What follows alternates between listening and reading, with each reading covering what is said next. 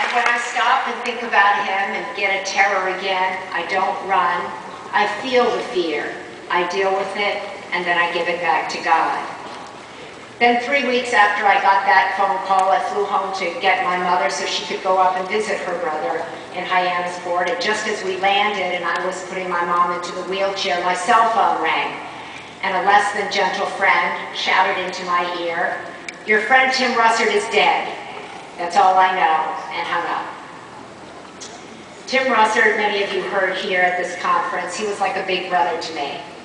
And as I stood there in the Cape with my mother and my uncle and let the news about Tim sink in, I felt, whoa, my whole world is changing, and it's changing way too fast.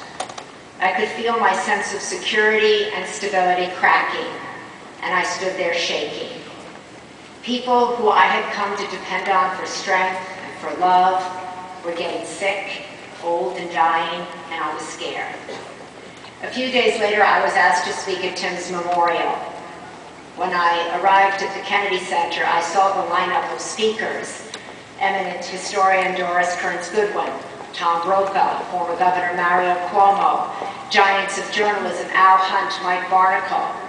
I got sick to my stomach.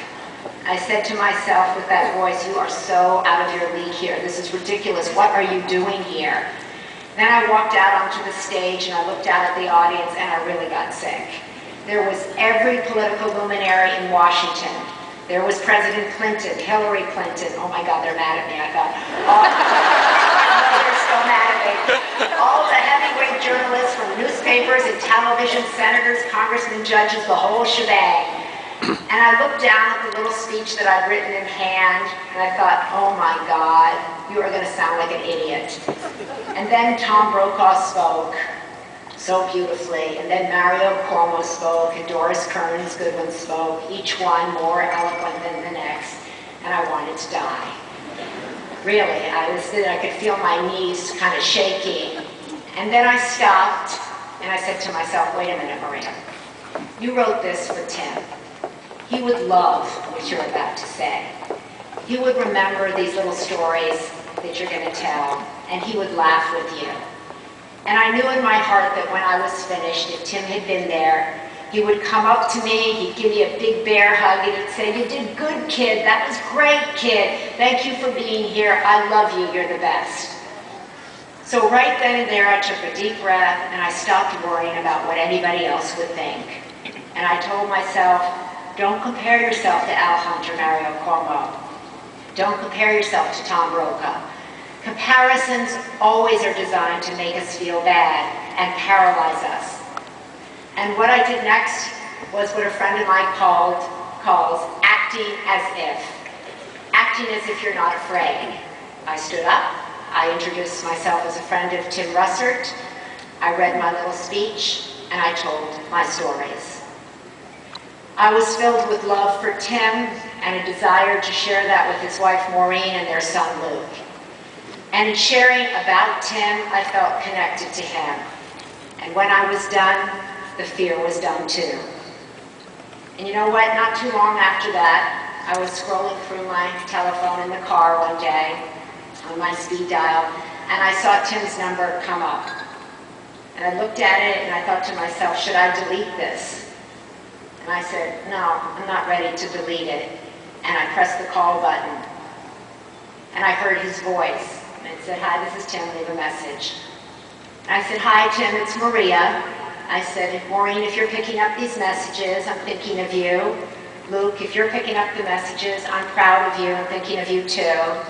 And Tim, if you're picking up the messages, I want you, which I think you are, I want you to know that I miss you and that I love you." And then I hung up. I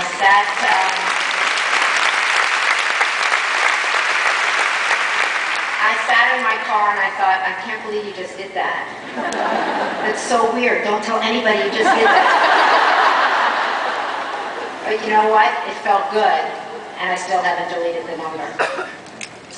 Like my uncle, Tim knew that I loved him, and I knew he loved me.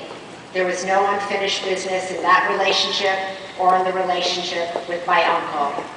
And that gives me peace at what is a scary time when some of the foundations of my own life feel like they're shifting. And the main change and the main shift, as always, has to do with my mother. She is the foundation of my life, and the idea of losing her has been a terrifying thought that I have run away from my entire life.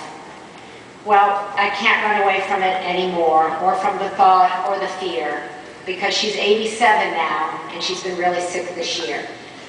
Since I last saw you, my mother has suffered several more strokes. There have been countless trips to the emergency room and harrowing stays at ICUs all over this country, from LA to Washington to Boston to Miami. Watching her, being with her, being a daughter and a caretaker to this woman who has never let anyone care for her, has helped me break open like a melon. It's actually helped me to feel all the fear that I've pushed down my entire life, and that I have come to understand is a blessing. Now that the lock on my heart is broken, I've been rooting around inside myself. I have turned a reporter's instinct onto myself, digging for answers. Why, I have wondered, have I always felt lost? Why do I have a grinding sense of inadequacy, of not feeling and being good enough? Why am I in a constant battle to prove myself and always thinking that I come up short? Who is the judge, the jury, and the executioner that I perform for? Why do I seem to have so much compassion and empathy for others and none for myself? What role did my childhood play in these feelings? What was real? What was a myth? What role did my marriage play, my jobs, and most of all, what role did I myself play? Have I perpetuated all these old messages of shame, inadequacy, and disappointment in my own life? A reporter seeks to know the truth. Well, the answers have been slow in coming, but they are coming.